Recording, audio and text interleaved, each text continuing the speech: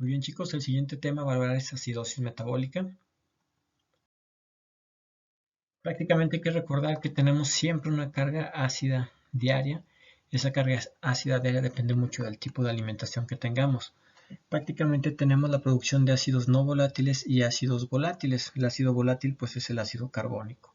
Prácticamente los ácidos volátiles como el ácido carbónico viene del metabolismo de carbohidratos, grasas, con la producción de CO2, mientras otros elementos como aminoácidos, en este caso componentes de fosfato o grupos sulfatos en algunos alimentos, prácticamente generan los ácidos no volátiles y prácticamente tenemos que tener una pérdida de estos ácidos a través de la orina o a través de álcalis, a través de las heces fecales. Prácticamente entonces la gran situación o el mecanismo de compensación respiratoria prácticamente solamente nos sirve para generar compensación en la hiperproducción en la hiperproducción, perdón, de ácidos volátiles provenientes de lípidos y carbohidratos. Tenemos nuestro sistema de tapón o buffer, prácticamente esta fórmula. Todos los ácidos, el ácido carbónico se tiene que transformar en CO2 más agua para poder ser liberado a nivel pulmonar, y prácticamente el ácido carbónico está generado o puede tener una reacción a la inversa, y siempre está formado por la presencia de un ácido que ha sido taponado o bufeado a través de un ion de bicarbonato, en este caso de un anión bicarbonato, por la carga negativa. Entonces prácticamente siempre que tenemos ácido carbónico debe de haber o hubo la reacción entre un ácido y el tapón de buffer. ¿Cuáles son los principales buffers? Aquellos que van y se unen a un ácido para hacerlo un ácido mucho más débil. Prácticamente tenemos en el líquido extracelular el 40%. Acuérdense que el bicarbonato es parte del volumen extracelular de la gran cantidad de elementos que tenemos en ese nivel, y prácticamente al unirse genera la capacidad de excretar el CO2 formado a través de la vía ventilatoria, a través de formar primero ácido carbónico para que pueda ser desdoblado en los capilares pulmonares en CO2 más agua.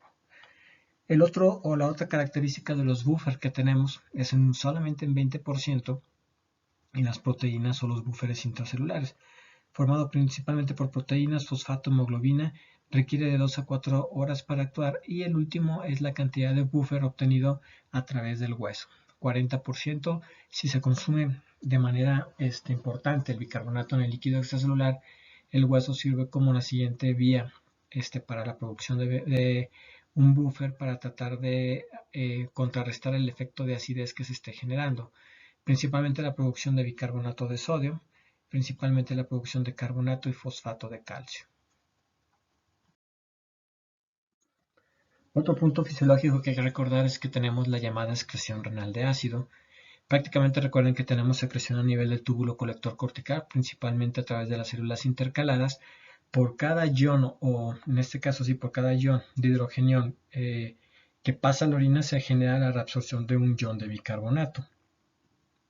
Aparte de estas dos situaciones y este manejo que se otorga, tenemos en tercer lugar la presencia de los llamados buffer urinarios o los cazaprotones, como lo veíamos en la clase de fisiopatología tubular. Prácticamente es la excreción de ácidos más buffers. Acuérdense que prácticamente lo hacían a través de la actividad o del uso del fosfato para formar pequeñas cantidades de ácido fosfórico. La misma catinina y el mismo ácido úrico también es capaz de aceptar algunos de estos iones hidrógenos, y la aceptación del amonio de iones hidrógenos para formar amoníaco, formando parte del fenómeno de la amoniogénesis o la capacidad de funcionar como buffers dentro de la orina para evitar una acidez excesiva o una caída muy importante del pH a nivel de la orina. Definiciones y generalidades jóvenes: pH menor de 7.36 es acidosis, mayor de 7.44 es alcalosis. Acidosis es cualquier proceso que incrementa la cantidad de iones hidrógeno. Alcalosis es cualquier proceso que disminuye la cantidad de iones hidrógeno, aunque vamos a ver ahorita una regla muy importante. Trastornos primarios, trastornos secundarios. Importante el sistema de compensación. La compensación, si es un proceso o una alteración respiratoria, la compensación es a través del sistema renal, realizando retención o excreción de iones hidrógeno o de bicarbonato. Y si el proceso es renal, la compensación siempre va a ser respiratoria. Más o menos ese es el orden en el cual se tiene. Obviamente volvemos a la situación inicial, casi siempre sirve para realizar la compensación de la producción de ácidos volátiles. En esta imagen vemos los trastornos primarios. Tenemos 4 trastornos primarios: alcalosis respiratoria, acidosis respiratoria, alcalosis metabólica y acidosis metabólica. Prácticamente en este curso nos vamos a enfocar en lo metabólico para que ustedes vean en neumo los problemas respiratorios. Nos vamos a tener objetivo lo que es la acidosis metabólica, y prácticamente recuerden una regla: es debida a la ganancia de ácidos hidrogeniones o la pérdida de bicarbonato. Es siempre las dos situaciones en las cuales se genera acidosis metabólica, y siempre hay un predominio de ácidos fijos sobre el bicarbonato. Esa es la otra situación. Si yo tengo pérdida de bicarbonato, predominan los ácidos, aunque realmente no es que haya más cantidad, sino que simplemente no hay manera de regularizarse o de mantenerse en equilibrio. Y si yo gano ácidos, pues ahora sí tengo mucha cantidad, genero que se pierde o que ese buffer del bicarbonato se esté consumiendo, y aún así queda una cantidad importante de ácidos persistentes.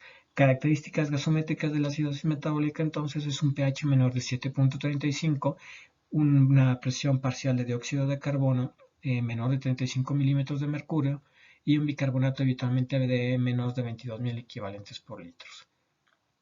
La mayoría de las veces, como viene ahí, se requieren algunos estudios complementarios y un protocolo de estudio que vamos a ver. Los mecanismos de adaptación en los trastornos del equilibrio ácido-base, prácticamente nos volvemos a dirigir hacia acidosis metabólica, y prácticamente tenemos el descenso de la presión parcial de dióxido de carbono, que ahorita lo vamos a ver. Y siempre recuérdense que para que se genere este mecanismo de compensación, el paciente tiene que hiperventilar de manera adaptativa, incrementando también su consumo de energético y generando posteriormente desgaste muscular, y la probable respuesta, si se mantiene esta respuesta de manera constante, puede generar fatiga muscular y generar paro respiratorio por fatiga de los músculos que intervienen dentro de la respiración. Esto es el momento de que generan la hiperventilación como mecanismo de compensación. Y los mecanismos de producción de acidosis metabólica, que también esta diapositiva es bien interesante. Tenemos los 4 mecanismos básicos. Recuérdense que si incorporo o gano un ácido exógeno, es ganancia de ácido. Si incremento la producción de ácidos, es ganancia de ácido. Si pierdo bicarbonato a través de diarreas, fístulas gastrointestinales, a través de perderlo por problemas tubulares como una acidosis renal tubular tipo 2, la aplicación de inhibidores de la anhidrasa carbónica como la acetazolamida, prácticamente tengo la misma situación y la misma conformación de acidosis metabólica. Y la interferencia con los mecanismos de acidificación renal, prácticamente en la lesión renal aguda o en la lesión renal crónica, la acidosis tubular renal tipo 1 y la acidosis renal tubular tipo 4.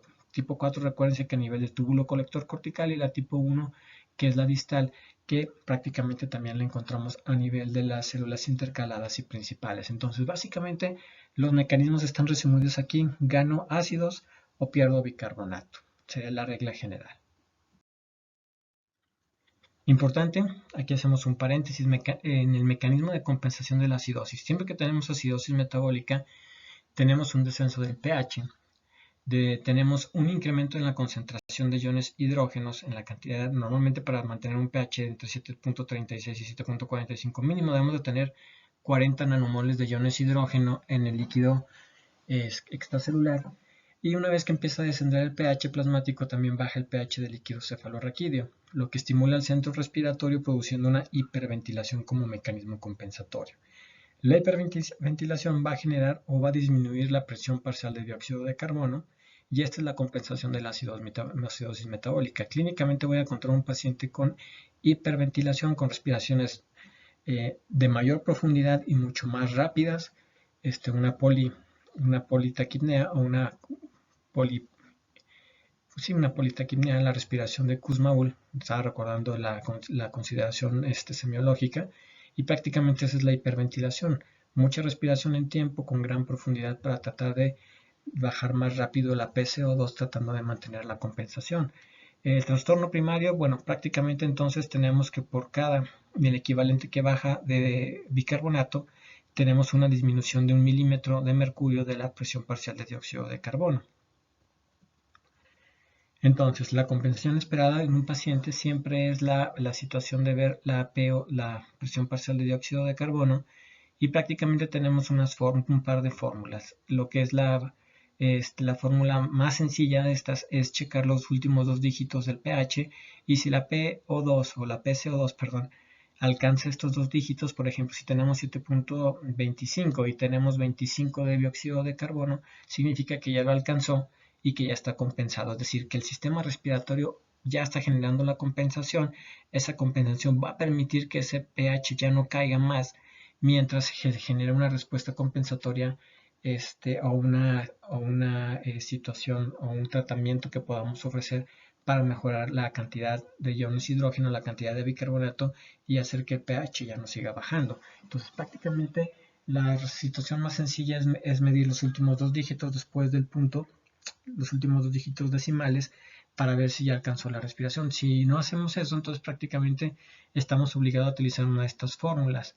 La PCO2 compensatoria es igual a 1.5 por el bicarbonato real que tenemos en ese momento, más 8 más menos 2, o la disminución del PCO2 que debemos esperar es 1.2 por la diferencia de bicarbonato, tomando el bicarbonato normal en 22 y menos el bicarbonato real o tomado en una gasometría en ese momento. Lo más sencillo es medir los últimos dos o checar los dos dígitos del pH y compararlos con el PCO2. Si son iguales o es menor la cantidad de lo que se tiene de PCO2, prácticamente decimos que es una acidosis metabólica compensada. Otra de las situaciones que tenemos que tomar en cuenta es la consecuencia de la acidosis. Cuando tenemos una acidosis menor o un pH de 7.2, prácticamente tenemos una disminución de la contractibilidad, tenemos vasodilatación arterial, contractibilidad miocárdica, tenemos un gasto cardíaco disminuido, una presión arterial media disminuida, una menor respuesta a catecolaminas, un incremento en el riesgo de arritmias. Esto es porque el sistema simpático va a intentar o va a generar liberación masiva de catecolaminas por esa disminución en la respuesta, y a nivel del sistema de conducción sí puede haber algo de reactividad aún. Ahora, a nivel respiratorio, los cambios que tenemos es hiperventilación, que estamos compensando, pero también tenemos alteraciones o disminución en la longitud o cansancio muscular, pues. Y eso a largo plazo, si no se compensó, la misma hiperventilación te va a llevar a fatiga muscular respiratoria y a paro respiratorio. Acuérdense que todas las acidosis son hipercalémicas, genera resistencia a la insulina, y neurológicamente siempre las acidosis con ese bajo en disminución en el pH en el líquido cefalorraquídeo genera trastornos en el estado mental que pueden ir de estado confusional a estado de delirio. El protocolo de estudio de una acidosis metabólica inicia con el cálculo del anion gap. Anion gap o hiato aniónico, como le dicen los españoles, prácticamente se define como la cantidad de aniones no balanceados por cationes en el plasma. Cationes tenemos sodio, los cationes no medidos, que son calcio, magnesio, potasio, gamma globulinas, que siempre deben de estar en equilibrio con la cantidad de aniones, como el cloro, el bicarbonato con iones negativos, y cargas y aniones no medidos como albúminas, sulfatos, fosfatos, lactatos y ácidos orgánicos. Prácticamente debe de haber una situación de equilibrio. Si yo empiezo a ganar ácidos, como en la mayor parte de las causas de acidosis metabólica, entonces prácticamente esos ácidos con carga positiva se van hacia el lado de los cationes, H+, acuérdense del hidrógeno, y prácticamente tenemos un desbalance en esta fórmula del anion gap. El anion gap entonces es la cantidad de cationes menos los aniones. Prácticamente si tengo ganancia de cationes, aunque no los mida, prácticamente voy a tener consumo de bicarbonato. Entonces el bicarbonato baja en el lado de los aniones y por lo tanto se desbalancea esta ecuación o este balance también de esa manera. Por lo tanto, tengo un rango normal para esta cifra cuando solamente mido sodio, cloro y bicarbonato, que son los más amplios. Acuérdense que son en buena cantidad en el volumen extracelular y son prácticamente bien medibles. Prácticamente tengo un anion gap con un valor de 12 más menos 4, que puede ir entonces de 8 hasta 16. Prácticamente esa sería la definición, y en la mayor parte de los libros seleccionan el rango de 16 como un anion gap alto para ese tipo de acidosis metabólica. Prácticamente lo que vemos es la misma fórmula, siempre que hay un ácido, en este caso el HA, se une al bicarbonato, que realmente el bicarbonato permanece en mayor, su fórmula química realmente es más el bicarbonato de sodio. se forma ácido carbónico más el ácido unido con unión a este sodio, y prácticamente el ácido carbónico es el que se libera a través de su transformación en dióxido de carbono más agua, en donde A es acuérdense que es el anión no medido, que es el H, ¿ok? Entonces más o menos así muy sencillo para que ustedes lo puedan comprender. Prácticamente entonces el anion gap es el sodio menos el cloro más el bicarbonato, cloro y bicarbonato que son aniones, y el sodio que son cationes. Aniones medidos menos cationes medidos, prácticamente esa es la fórmula. Aquí solamente recuérdense que la alúmina forma parte de los cationes por la carga negativa que tiene, de los aniones, perdón, por la carga negativa que tiene, y prácticamente si mi alúmina es baja, la tengo que, está por debajo de 4, perdón, prácticamente la tengo que compensar multiplicándola por 2.5.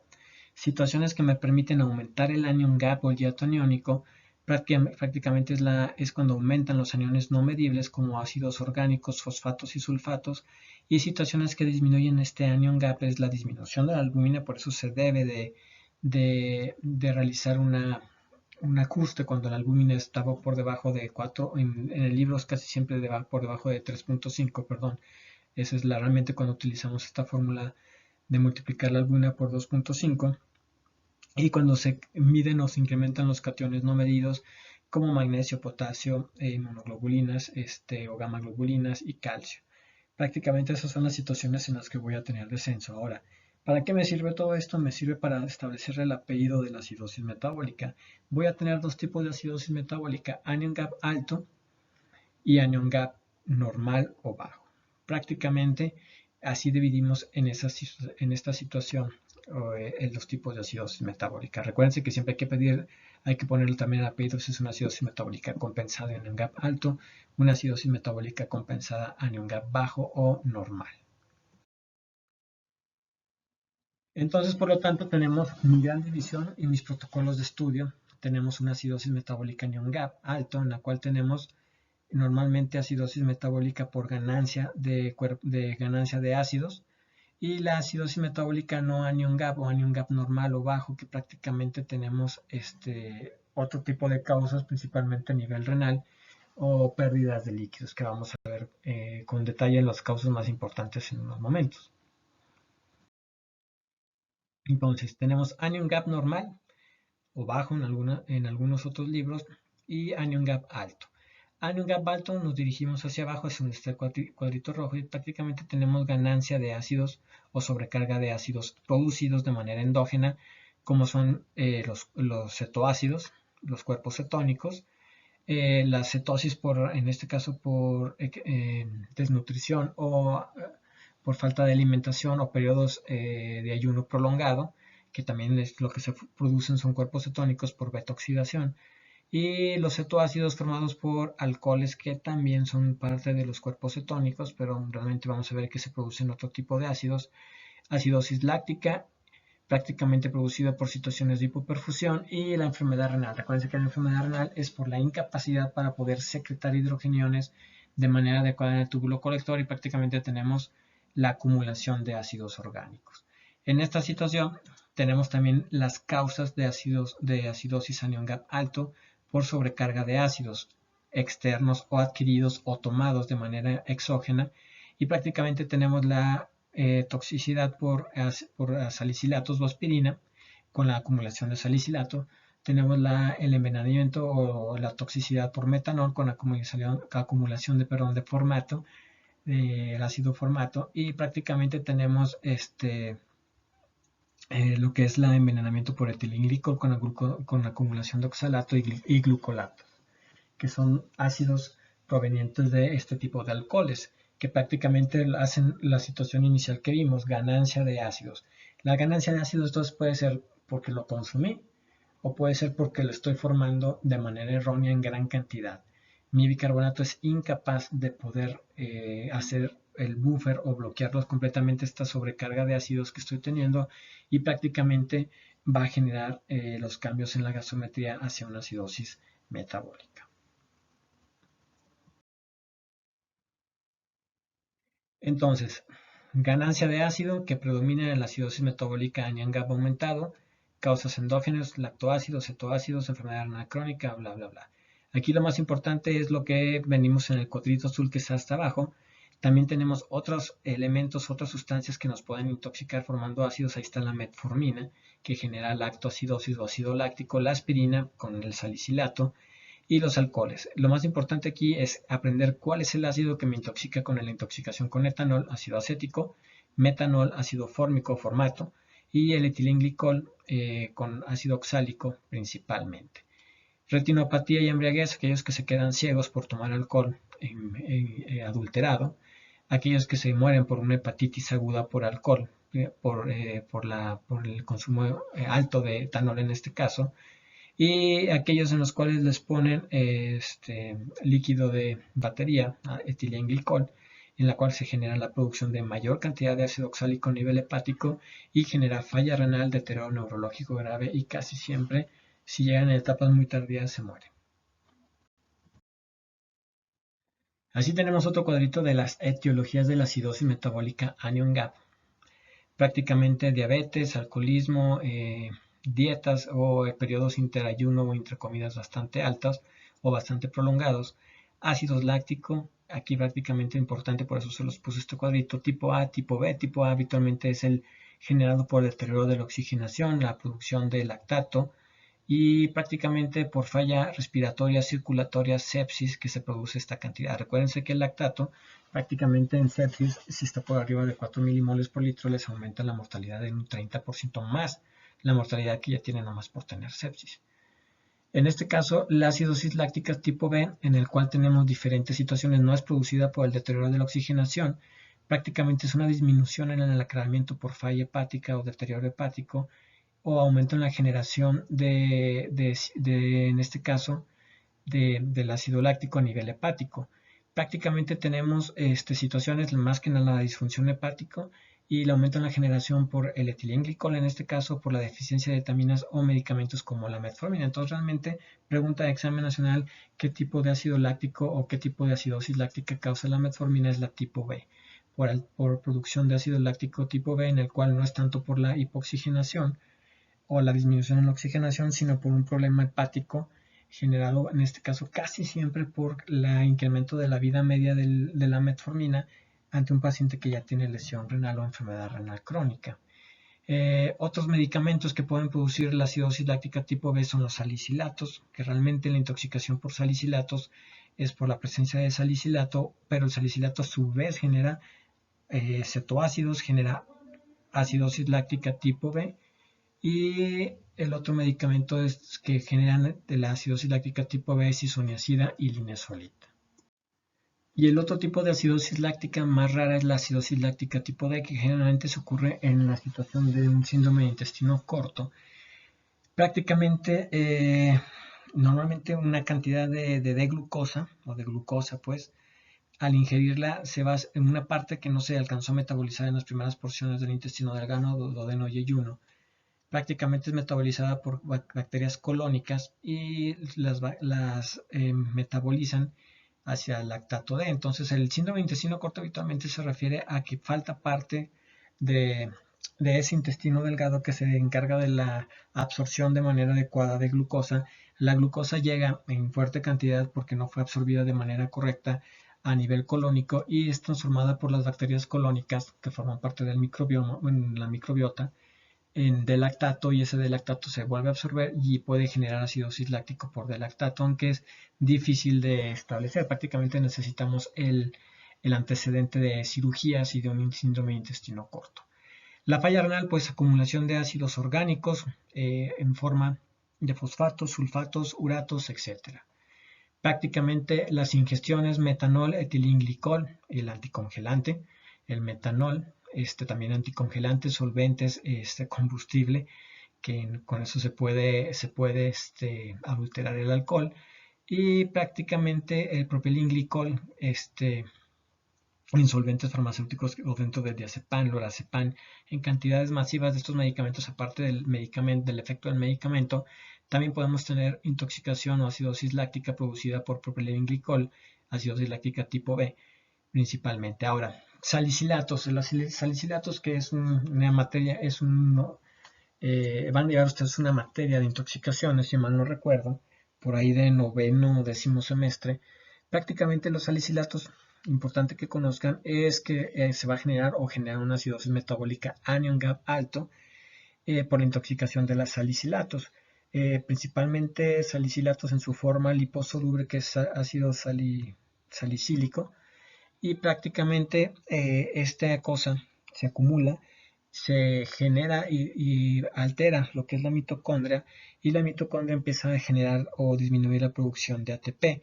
Al disminuir la producción de ATP empieza a echar mano de todo lo que tiene de mecanismo, desde la glucólisis anaerobia hasta la producción o formación de glucosa y ATPs a través de aminoácidos y la formación de cuerpos cetónicos. Todo esto dependiendo qué tipo de células, si es a nivel hepático, a nivel de tejido adiposo, etc. Prácticamente tenemos acumulación de ácido láctico, de cuerpos cetónicos, y prácticamente la manifestación más importante es la hiperventilación con alteraciones o con incremento del CO2 y estimulación del centro respiratorio del sistema nervioso central.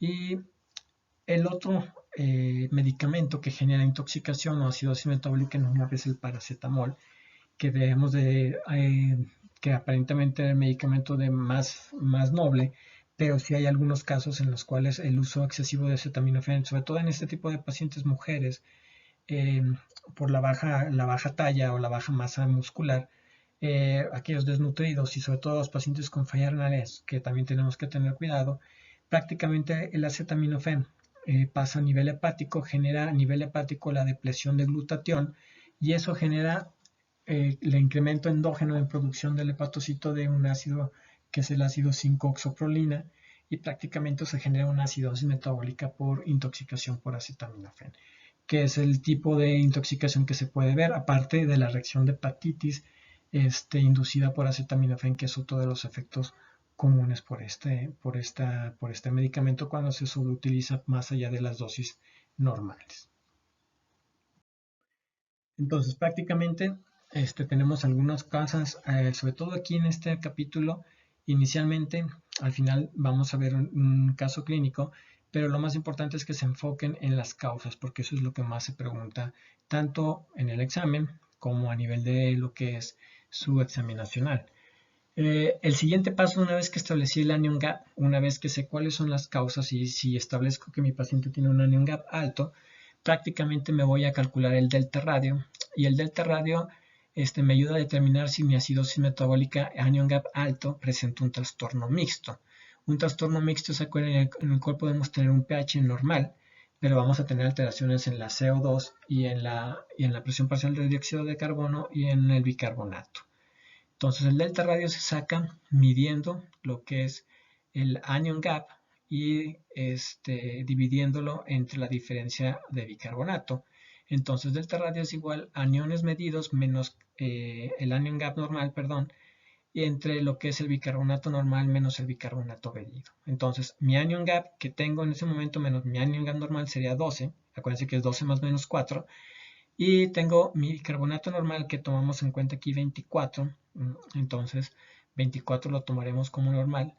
22 a 24 es el rango que nos marcan la mayor parte de los libros, pero casi siempre se van a dar cuenta que 24 lo van a marcar como normal, sobre todo en las fórmulas que podamos o lleguemos a ver en lo que es trastornos ácido básicos. 24 menos bicarbonato. Entonces prácticamente con eso yo saco un delta radio, tengo que hacer o sacar mi anion gap y tengo que establecer mi bicarbonato a través de tomar una gasometría a mi paciente. Si la relación que hay entre el anion gap y el bicarbonato me va a dar una relación, esa relación me va a dar unos valores. Si mi valor es menor de 0.4, significa que tengo una acidosis anion gap normal hiperclorémica, que es el otro tipo. Si la relación que me da es menor de 1, pero por arriba de 0.4, o sea, de 0.5 a 1, prácticamente tengo una acidosis anion gap alto más una acidosis anion gap normal.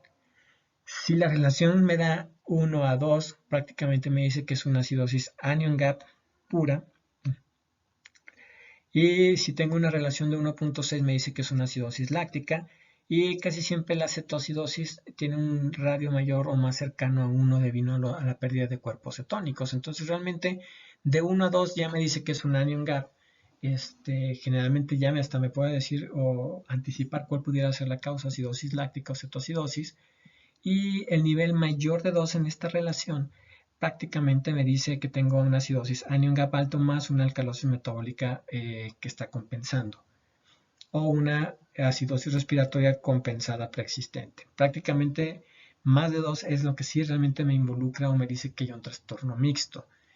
Los valores de 1 a 2 me dicen que es una acidosis anion gap puramente por acidosis láctica o cetoacidosis, y el valor menor de 1, de 1 a 0.5, prácticamente me dice que es una acidosis anion gap alto con una acidosis anion gap normal. Entonces prácticamente el delta radio se utiliza para saber si hay un trastorno mixto a través de hacer esta relación del nivel de anion gap entre el nivel de bicarbonato en ese momento en el paciente para poder sospechar la situación de la presencia de un trastorno mixto. Esto sería el segundo paso que debemos de hacer la mayor parte de las veces ante un paciente con una acidosis metabólica anion gap. Esto es más que nada para saber si hay algún elemento o respuesta compensatoria o alguna situación previa a la producción del ácido, de la acidosis anion gap.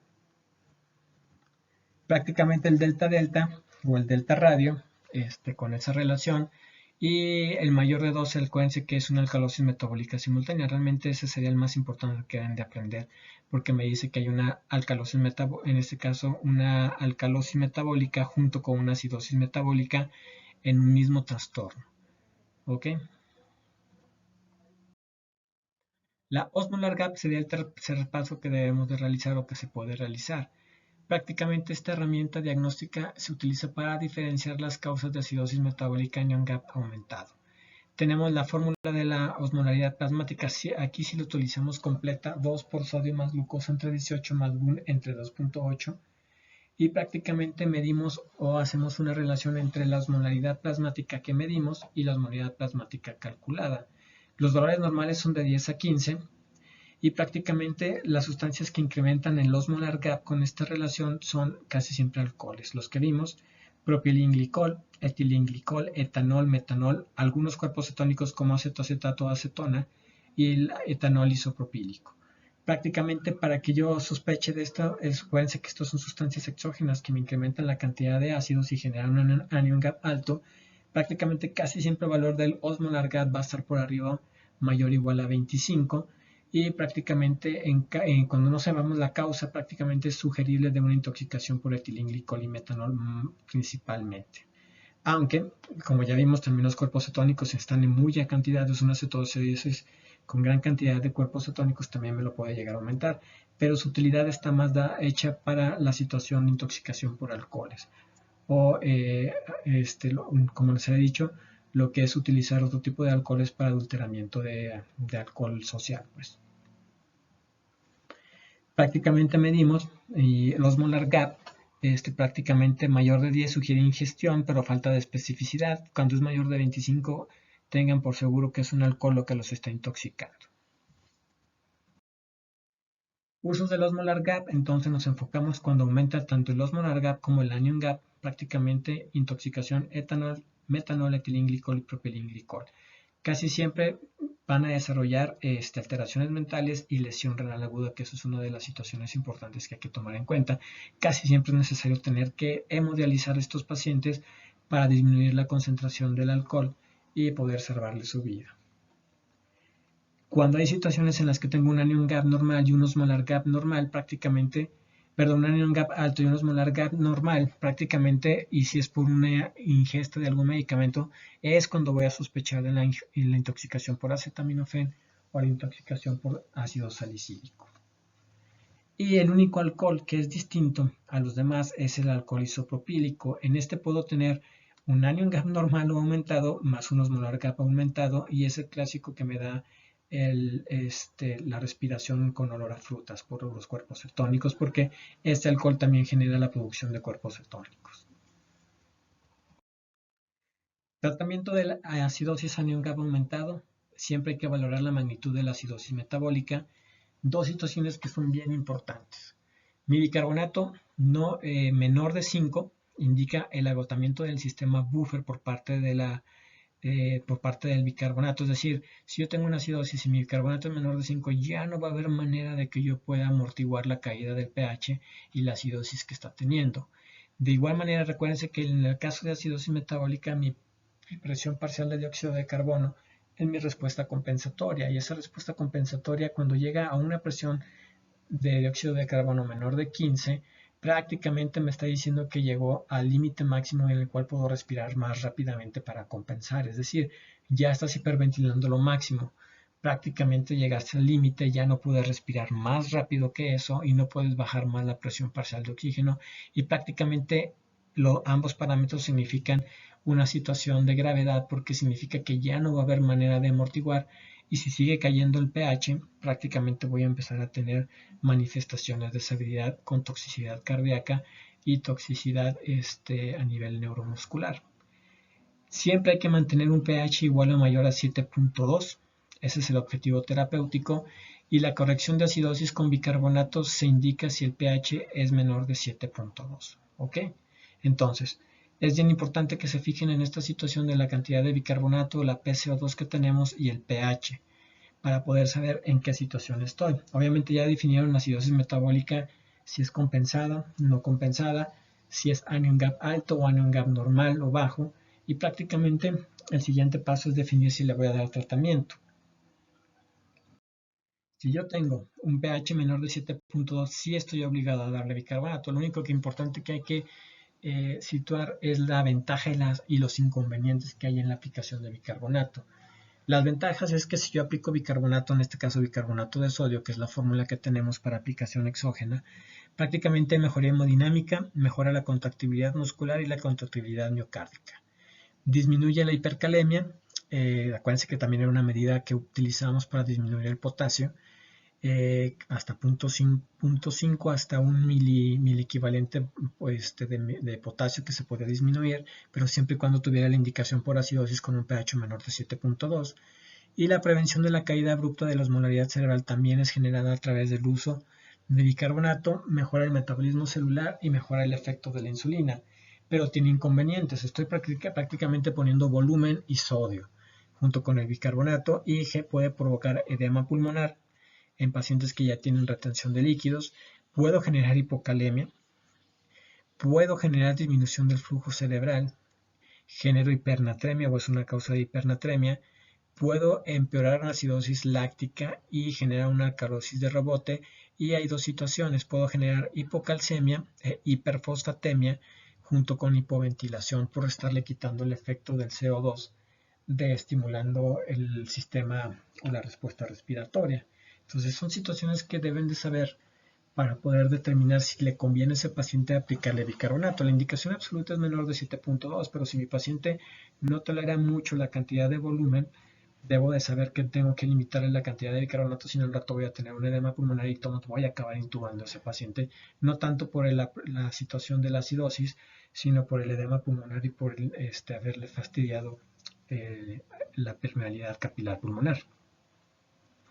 Prácticamente la fórmula es la siguiente: ¿cuánto bicarbonato le tengo que poner? El déficit de bicarbonato es igual a la diferencia de bicarbonato o bicarbonato que le quiero poner, bicarbonato diana menos el bicarbonato real, o bicarbonato real menos el bicarbonato diana, por 0.5 por el peso corporal total. Entonces la diferencia de bicarbonato es bicarbonato diana, a qué bicarbonato quiero llegar al paciente, y el bicarbonato real en ese momento. Muchas veces va a haber, o las situaciones importantes es que tengo bicarbonato menor de 10. Casi siempre acostúmbrense a que su bicarbonato diana sea entre 3 a 5 miliequivalentes o milimoles por arriba. Entonces, por ejemplo, si yo tuviera un bicarbonato de 7, mi siguiente paso sería llevarlo a un bicarbonato de 10. Ese sería mi bicarbonato diana. No lo voy a llevar a 24 de bicarbonato, porque si no me saldría una cantidad excesiva de bicarbonato por ponerle al paciente. En las acidosis extremas con bicarbonato menor de 5 miliequivalentes, prácticamente con tasas de producción de ácido muy elevado, sustituimos el valor de 0.5 por 0.8, que es prácticamente establecer lo que es el líquido extracelular, o el volumen, en este caso el agua corporal total, perdón, y prácticamente lo hacemos o lo diluimos en mayor cantidad. Entonces, una vez que establecemos cuánta cantidad de bicarbonato, establecemos el tratamiento. Esto ahorita lo vamos a ver. Aquí en unas situaciones para pH menor de 7.2. Recuérdense que hay diferentes situaciones o diferentes causas. Tenemos la cetoacidosis con la aplicación de insulina, solución salina, más que la aplicación de bicarbonato. Acidosis láctica, que básicamente eso es siempre descartar el medicamento que lo pudo haber estado provocando, mejorar la oxigenación y mejorar la hipoxemia que puede tener el paciente, porque el bicarbonato no le va a funcionar de mucho. Si tiene falla renal, pues prácticamente mi paciente va a tener una indicación de hemodializarse por la acidosis metabólica. Y en este caso, ¿cuál sería la indicación? Si yo tengo un paciente con acidosis metabólica, anion gap alta, que es provocada por enfermedad renal o lesión renal aguda, por acumulación de ácidos orgánicos, sulfatos, ¿cuáles eran los otros? Se me olvidaron los sulfatos, lo que es la presencia de fósforo o fosfatos, también estos son los que generan la acidosis metabólica en el paciente con enfermedad renal. Y yo durante un lapso de 6 horas, así muy parecido a lo que es el potasio, le di tratamiento con bicarbonato, le quité medicamentos, lo oxigené y aún así no hay una recuperación y mi pH sigue siendo por debajo de 7.2 después de 6 horas. Se habla de que el tratamiento o la acidosis es refractaria al tratamiento. El siguiente paso es hemodiálisis. Entonces es una indicación de urgencia absoluta para utilizar hemodiálisis como terapia para mejorar o liberar la cantidad de ácidos que pueda tener en la sangre del paciente y mejorar o agregar bicarbonato en bastante buena cantidad para tratar de amortiguar el ácido que no puede salir a través de la máquina de hemodiálisis. La intoxicación por metanol, etilenglicol, utilizamos lo que son medicamentos para esas intoxicaciones, vitamina B6, cianocobalamina para fomepizol, folato para metanol, hemodiálisis para la mayor parte si están en presentación tardía y generan lesión renal aguda. Y la terapia con álcalis casi siempre la situación es utilizarla con dos objetivos. Uno, si tienes un pH menor de 7.2 inicias bicarbonato, o si tienes un bicarbonato menor de 8 también pudiera llegar a tener una indicación relativa. Ahora, la indicación absoluta de si mi pH 1 bajó por extraña situación, pero ya tiene un bicarbonato menor de 5 o un PCO2 menor de 15 milímetros de mercurio, significa que acuérdense lo que les dije, que prácticamente llegó a su límite, ya no les va a compensar. Pueden tomar esas dos situaciones como indicación para iniciar de bicarbonato aunque el pH esté en 7.22, 7.23 o 7.25, sí, lo podemos utilizar porque ya saben que no va a compensar con nada más y necesita forzosamente algo que pueda amortiguar esa caída de pH que va a empezar a tener de manera súbita. Prácticamente los efectos más importantes del uso de bicarbonato de sodio, lo que les dije, aumento del volumen, mucho sodio, hipernatremia, hipocalcemia. Acuérdense que la hipocalcemia genera excitabilidad neuromuscular, tetania o tétanos, y prácticamente el aumento de fosfatos o hiperfosfatemia. Y uno de los efectos que tiene la administración de bicarbonato es inducir la acidosis intracelular refractaria, sobre todo a nivel de las células tubulares por culpa del túbulo proximal. Una vez que empiezo a generar bicarbonato, el bicarbonato recuérdense que se va a filtrar a través de los glomérulos y una vez que llega el bicarbonato que se está eliminando por la cantidad que puse, prácticamente va a haber una cantidad de bicarbonato que pasa y en el túbulo proximal es intercambiada por los múltiples cotransportadores y transportadores y empieza a generar una acidosis intracelular en las células del túbulo proximal y posteriormente también genera esa acidosis intracelular paradójica a nivel de las células del túbulo colector cortical. Esa es una complicación, realmente es muy difícil y tiene una explicación fisiológica un poquitito más extensa, pero prácticamente es lo que se pudiera generar con el uso de bicarbonato, pero obviamente tiene su indicación absoluta siempre y cuando tenga un pH menor de 7.2 por los efectos que ya vimos que ocurren a nivel cardiovascular cuando tenemos o alcanzamos ese pH. Prácticamente tenemos otro grupo de medicamentos que aceptan protones y generan bicarbonato. Prácticamente este medicamento que es la trometamina hidroximetil aminometano, que ese es el TAM, por sus siglas se abrevia así, es un medicamento que acepta protones, hidrogeniones, que genera bicarbonato y consume CO2. Prácticamente se empezó a emplear allá por los años 2000, hasta el 2005-2006, porque se pensaba que pudiera ser efectivo para la acidosis metabólica.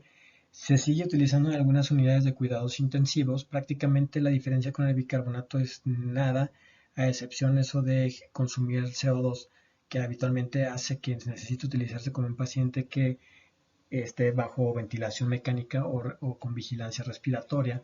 Y prácticamente la única diferencia que hay entre el bicarbonato y el TAM, aparte de no tener los efectos indeseables del bicarbonato, es que el bicarbonato dura mayor cantidad de tiempo posterior a su aplicación, es decir, puede durar hasta 4 o 6 horas, mientras que el TAM dura solamente 3 horas después de que se terminó de utilizar. Todavía puede durar 3 horas a nivel sanguíneo, a través de su eliminación a través de vía renal.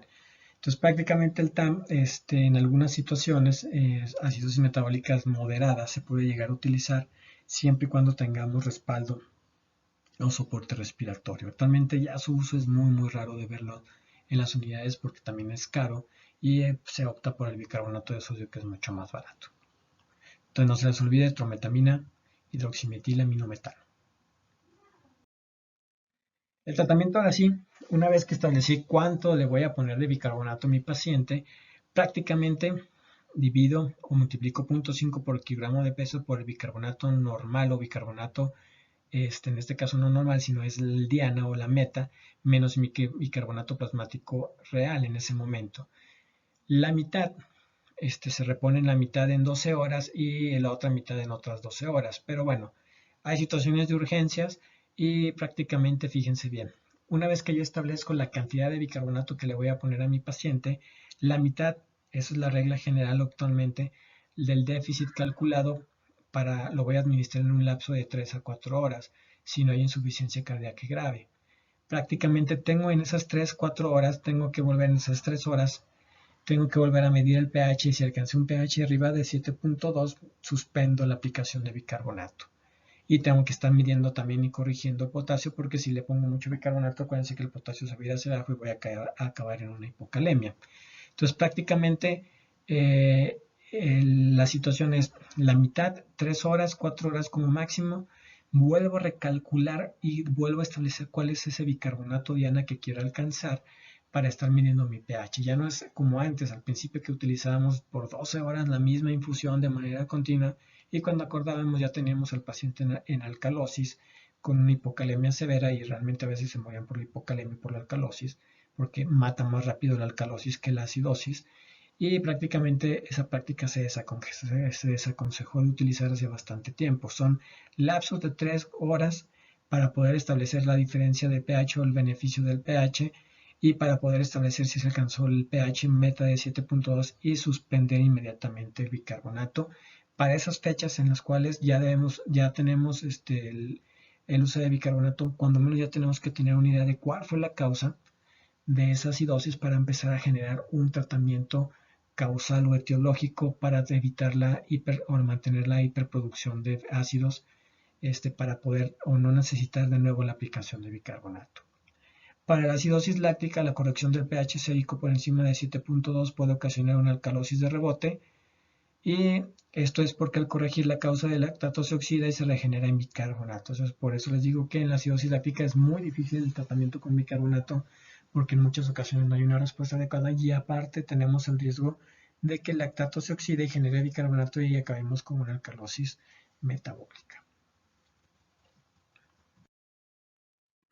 El siguiente grupo de acidosis es la llamada acidosis metabólica anion gap normal o hiperclorémica, en donde prácticamente ocurre el siguiente mecanismo fisiopatológico. Predomina la pérdida de bicarbonato en el intestino o a nivel renal, arrastrando sodio, agua y cationes, y se disminuye el volumen del organismo con un aumento de la concentración de cloro, por eso se le llama hiperclorémica.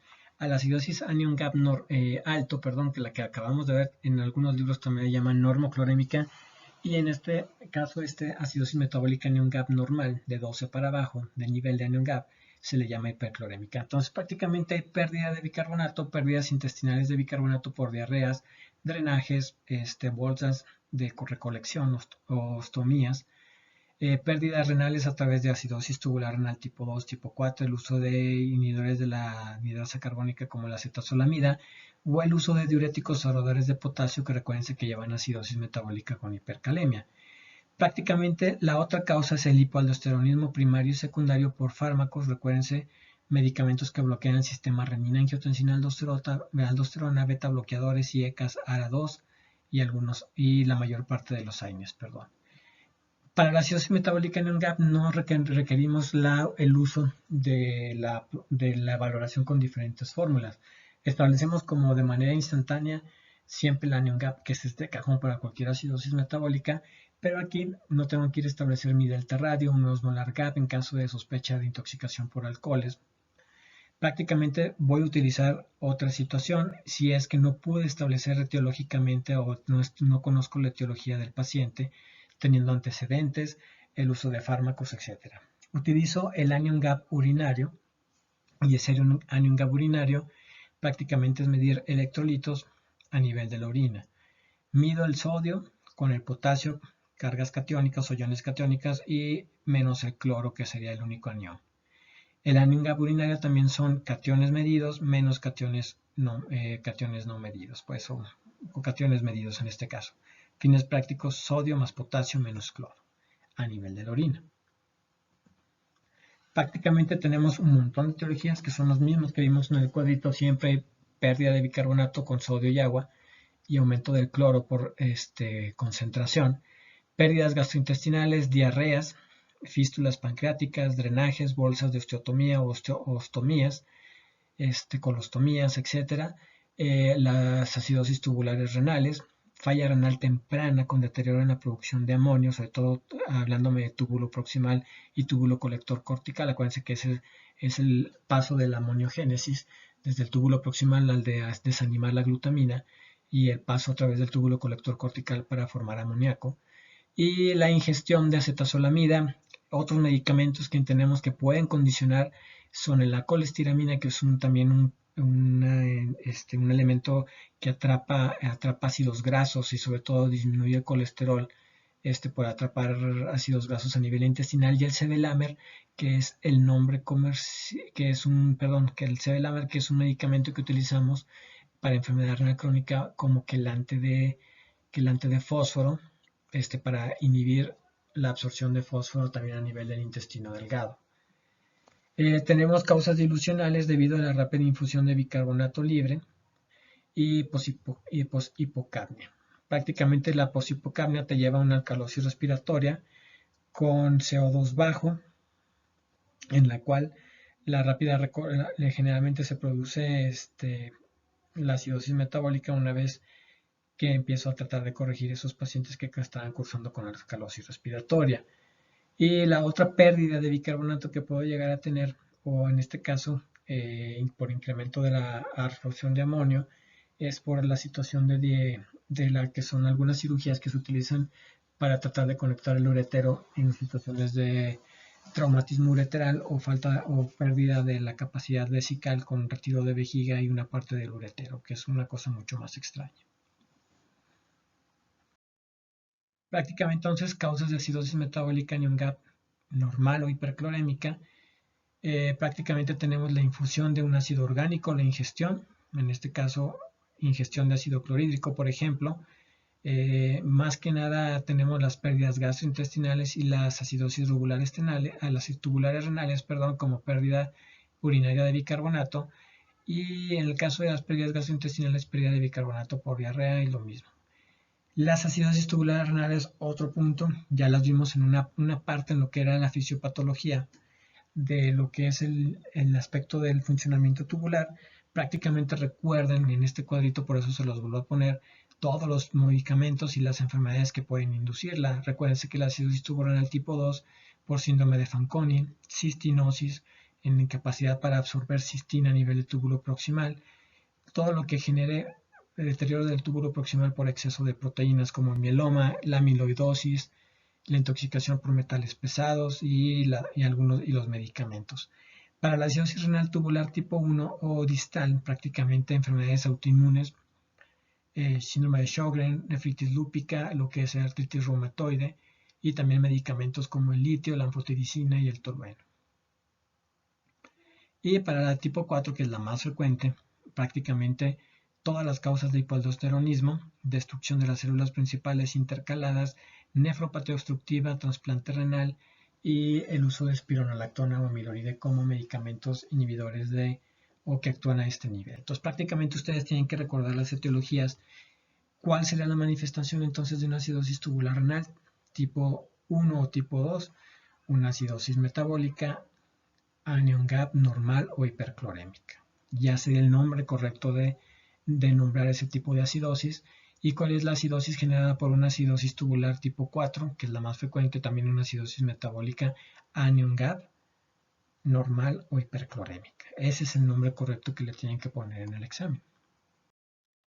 Prácticamente entonces lo único que debo de utilizar aquí, si es que no fui capaz de hacer un diagnóstico etiológico, es establecer el uso del anion gap urinario.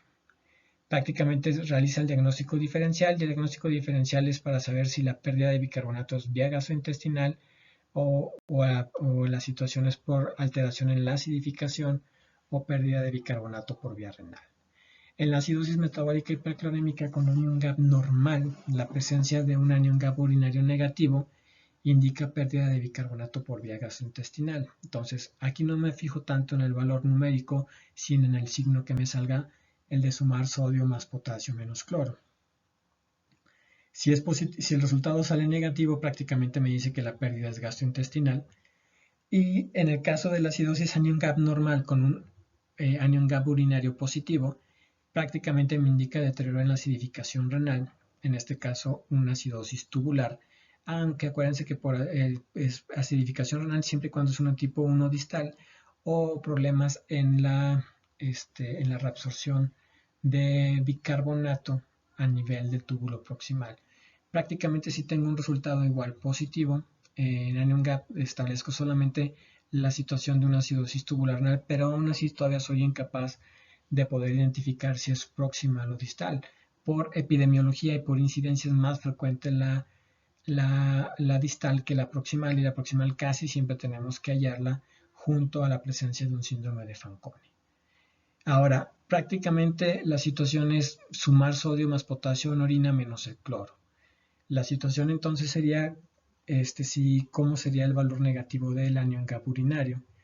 Prácticamente si yo estoy perdiendo bicarbonato, sodio y potasio a través de la diarrea, prácticamente disminuyo la cantidad de sodio y potasio en la pipí y por lo tanto domina el cloro negativo y por eso me salió un anion gap urinario negativo en el caso de la pérdida gastrointestinal. En el caso del anion gap positivo, prácticamente lo que estoy haciendo es pérdida de la capacidad de acidificación y sobre todo a eso se refiere la pérdida de la capacidad de aceptar o generar volver a excretar el NH3, el amonio, para aceptar hidrogeniones y formar amoníaco. El NH3 prácticamente tiene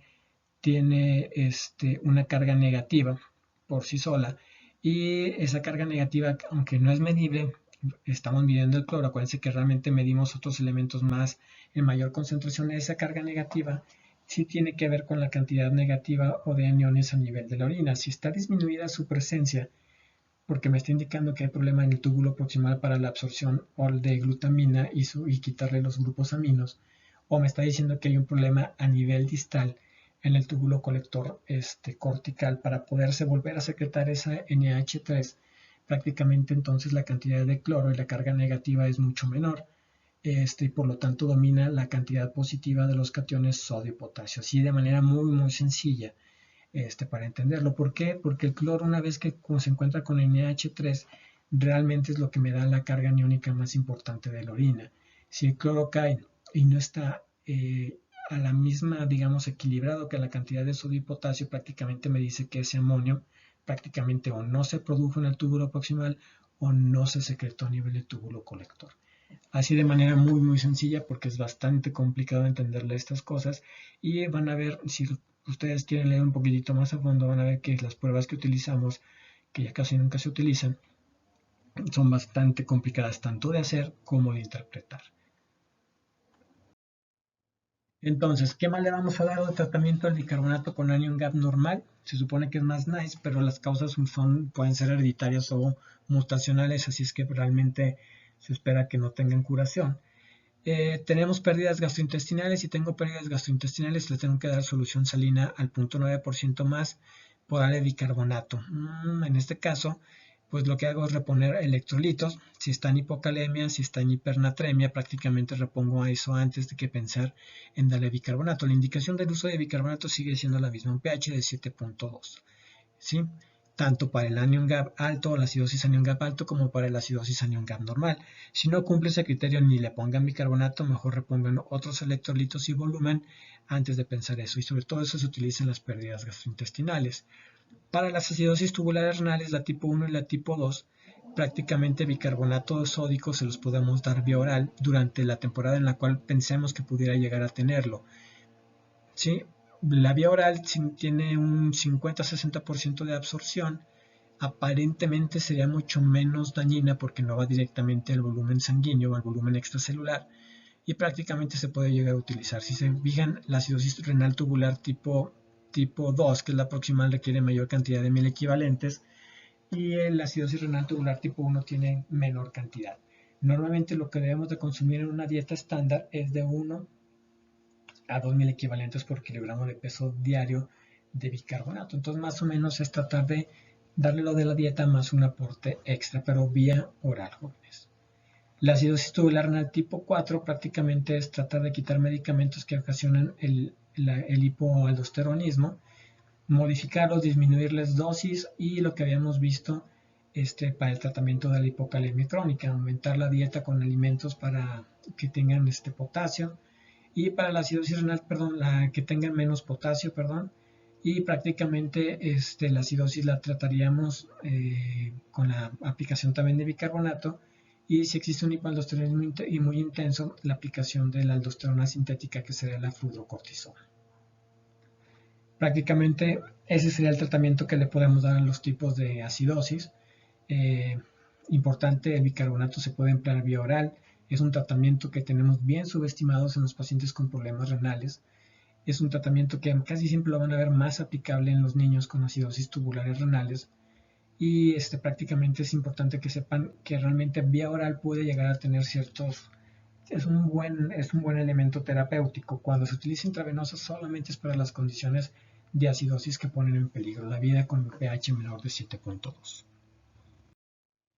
Aquí les pongo un caso clínico, una niña de 22 años, así como ustedes, diabética tipo 1, con un día de historia de náusea, vómito, poliuria, polidipsia, dolor abdominal vago, prácticamente hipotensión ortostática, sequedad de mucosas, está bien chocadita, hipovolémica, datos clínicos de hipovolemia, jóvenes, tiene un sodio de 132, tiene un potasio de 6, tiene un bicarbonato de 11, tiene una glucosa de 720, para que amarre, tiene alteración de la creatinina y urea porque está deshidratada, recuerden lo que está teniendo una hipoperfusión renal, y prácticamente tenemos una gasometría con un pH de 7.27, un bicarbonato de 10, perdón, y un bicarbonato en la gasometría, y una presión parcial de dióxido de carbono de 23.